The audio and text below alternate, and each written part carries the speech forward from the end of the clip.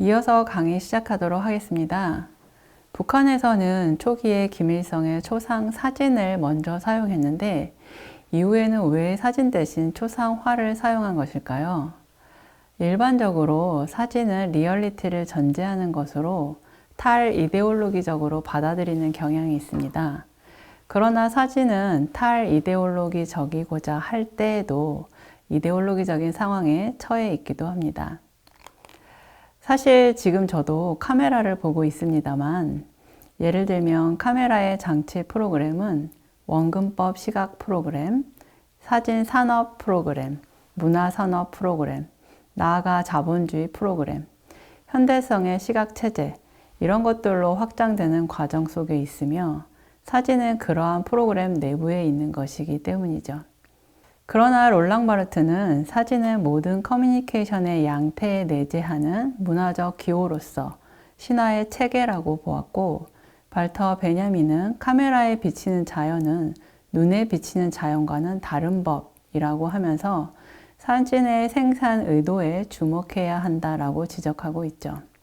사실상 카메라의 시각은 현상 그대로의 리얼리티라기보다는 축소의 원리, 확대의 원리, 원근법의 원리를 내재한 채 새로운 질서를 규정하고 있는 것이죠. 따라서 사진이 우리가 바라보는 리얼리티를 그대로 반영한다 라고 믿는 것은 그 자체가 신화적이다 라고 할 수 있어요. 그러나 물질성의 확대나 축소가 정감이 가득한 풍경이나 영혼이 가득 담긴 초상화와는 다른 영역인 것이기도 하죠. 영혼이 담긴 초상을 표현하기에는 사진의 물질성이 오히려 역효과를 가져올 수 있습니다. 일반적으로 초상 사진에서 초상화로의 변화는 기술 복제와 시선의 역사에서 보자면 퇴행적인 변화라고 할 수 있겠습니다.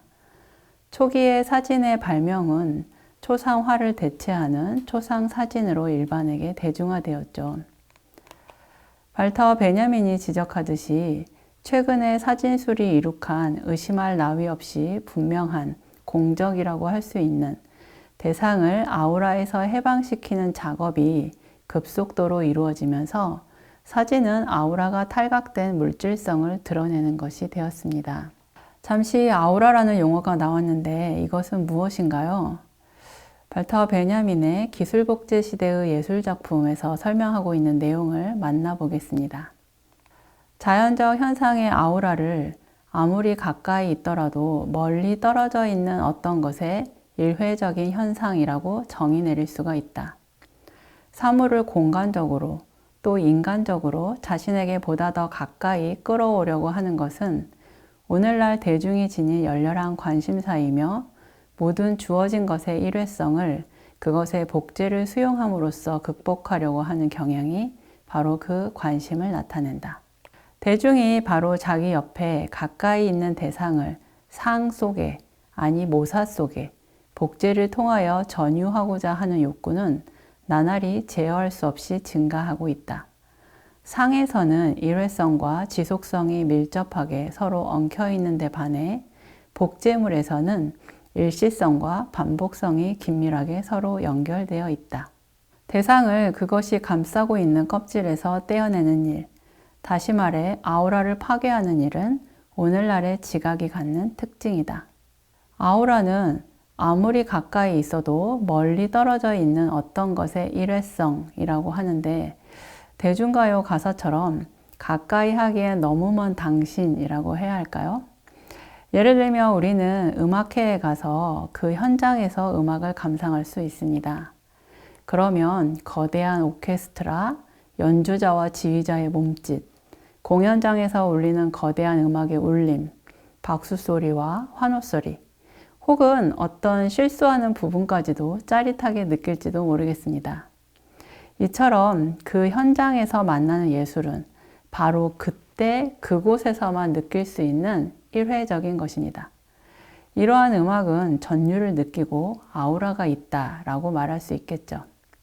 혹은 좋아하는 화가의 전시를 보러 갔을 때 미술관에 직접 가서 대작을 감상하면서 어떤 전율을 느낄 수도 있겠죠. 이러한 것을 아우라라고 할 수 있겠습니다. 그런데 우리는 전시를 다 돌고 나면 한쪽 코너에 미술품으로 만든 문화 상품들이 진열되어 있는 걸 보게 되죠. 그것은 복제를 통해 탄생한 상품들이죠. 이러한 이른바 문화 상품에 있는 그림은 어떤 전율을 전해주지는 않습니다. 이처럼 대중들은 멀리 있는 그 어떤 것을 가까이 끌어오려는 열렬한 관심사를 가지고 있습니다. 사실상 대중들은 그 예술작품의 원본을 소유하기는 어렵기 때문이죠. 예를 들면 대중 스타를 좋아하는 팬들은 그 스타를 내 곁에 가까이 끌어오기 위해서 스타의 사진이나 영상 등을 소유하고 싶어 하죠. 이러한 사진이나 영상들은 원본이 가지고 있는 일회적이고 지속적인 현상을 무한 반복할 수 있는 복제를 통해 전유하려는 현상이라고 할 수 있겠습니다. 원래의 원본은 일회적인 것인데 그것을 복제품으로 전유하게 된다면 그것은 일시적이고 반복적인 것이 됩니다.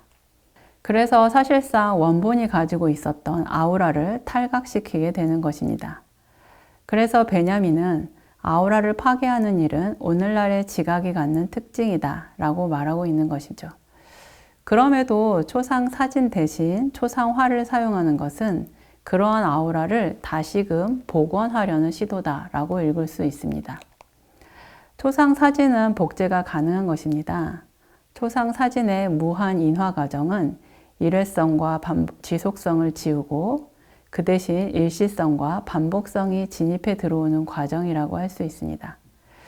그러나 흥미로운 것은 북한에서의 지도자는 초상 사진이 아닌 초상화를 시도했지만 그것이 보도되는 것은 기술 복제가 가능한 신문이라는 매개체이거나 무한 복제로 탄생한 초상화를 찍은 사진 액자로 각 장소와 가정에까지 보급되었다는 사실입니다. 초상화 속의 기밀성은 고유한 아우라를 혹은 고유한 일회성과 지속성을 가진 존재이나 그것의 보급은 적극적인 복제의 수용으로 일시성과 반복성의 얼굴을 보여주고 있는 것이죠. 오늘날에는 기술 복제가 발전하면서 원래 예술작품이 지녔던 재의 가치보다는 전시 가치로 급속한 변화가 이루어졌습니다. 베냐민은 전시 가치와 재의 가치가 팽팽하게 줄다리기를 하고 있는 그 마지막 보루가 바로 인간의 얼굴이다 라고 하는데 특히 그것이 지배자의 얼굴이라면 얼굴의 권력을 논의해야 하는 문제가 되는 것이죠. 베냐민은 재의 가치보다 전시 가치가 진품성보다는 복제물이 넘쳐나는 시기에 이제 예술은 다른 실천, 즉 정치에 바탕을 두게 된다고 말하고 있습니다. 따라서 북한의 김일성 초상화는 얼굴의 정치가 요구되는 특별한 사례를 제공하고 있는 셈이지요. 지도자의 얼굴 재현에서 초상 사진을 뒤로 하고 다시 초상화로 방법론적으로 회귀하는 것은 인물이 갖는 아우라를 다시 찾고 싶은 욕망과 시도라고 할 수 있습니다. 그러나 북한에서 시도하고 있는 아우라의 복원은 사이비 아우라다라고 말할 수 있습니다. 사이비 아우라는 진정한 아우라가 붕괴되는 국면이 야기하는 왜곡된 대응 방식에서 유래하죠. 근대의 특징적인 우연과 충격에 대한 경험 속에서 감상적인 방식으로 아우라를 보존하려는 시도들은 상품의 교환 가치를 예를 들면 새로움, 스타, 소비에 대한 숭배 속에서 물씬 숭배적으로 미화하며 사이비 아우라적인 현상들이 생겨나는 것이죠. 이런 시조는 원형적 파시즘이 구사했던 정치의 신미화와 연관되어 있습니다. 우리 인류는 정치를 신미화, 예술화시켜 대중선전을 강화하고 대중을 지배하려 했던 파시즘과 같은 뼈아픈 역사를 가지고 있기도 하죠. 따라서 베냐민이 아우라의 파괴가 오늘날 지각이 갖는 특징이라고 말했지만 오늘날 지각이 갖는 특징은 사이비 아우라의 복원일 수 있습니다. 아우라의 복원은 파시즘과 독재를 정당화하는 것으로 기능할 수 있기 때문이죠. 그렇기에 더욱더 정치하게 정치적 도상을 살펴보아야 할 과제가 우리 앞에 놓여 있다. 이렇게 말할 수 있겠습니다. 북한 사례 이전에 초상 사진에서 초상화로 변화한 유사한 사례는 일본 메이지 천황의 초상에서도 확인할 수 있습니다. 예를 들면 타키코지는 천황의 초상에서 메이지 천황의 초상은 처음엔 사진으로 제작되지만 다시 초상화, 즉 콘테화로 대체되면서 초월적 존재로서의 상징적 신체를 갖게 된다고 분석하고 있습니다. 위의 메이지 천황의 초상 사진은 각각 1872년, 1873년에 촬영한 사진입니다.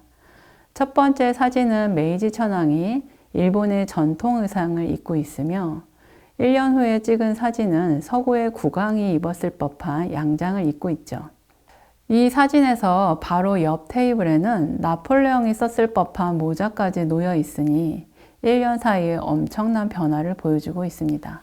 복장, 머리 스타일, 배경, 소품에 이르기까지 세심하게 배치한 것을 알 수 있습니다.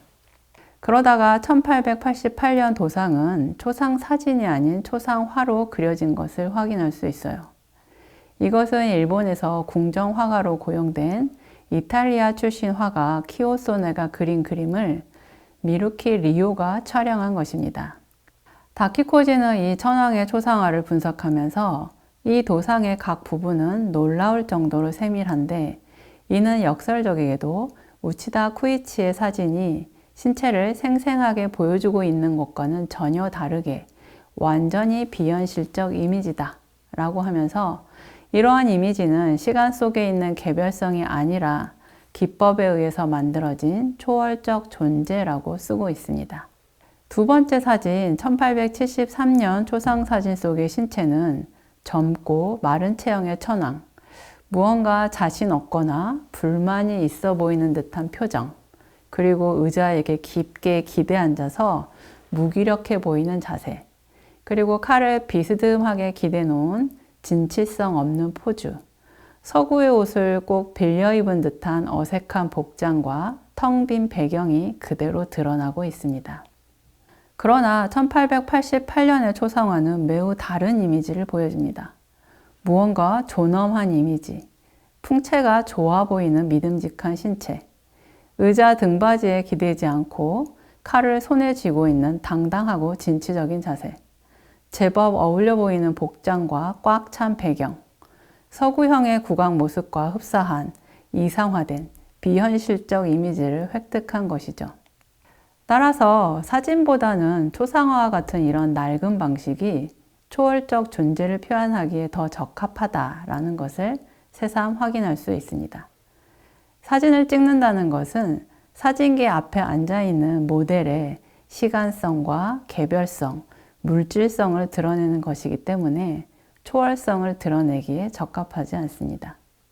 초기 비잔틴 이콘에서도 서로 상반되는 이들 요소를 조화시켜야 하는 딜레마가 있었습니다.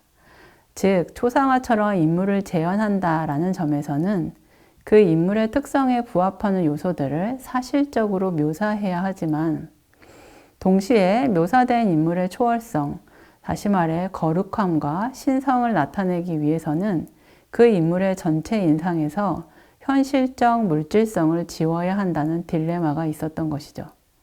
비잔틴 시기의 초상화에 대한 논평을 읽어볼까요?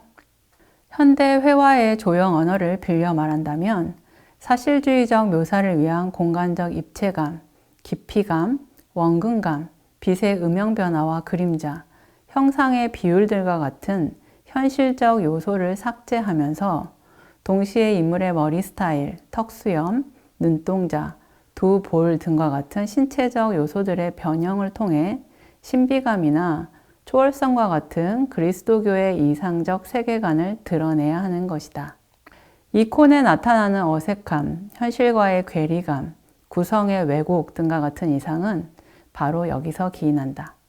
하지만 6세기 이후에 나타나는 비잔틴 이콘의 특징은 바로 이와 같은 상반적이고 모순적인 특성을 화면 내부 속에서 통일된 인상을 갖도록 조화시키고 있다는 점에 있다.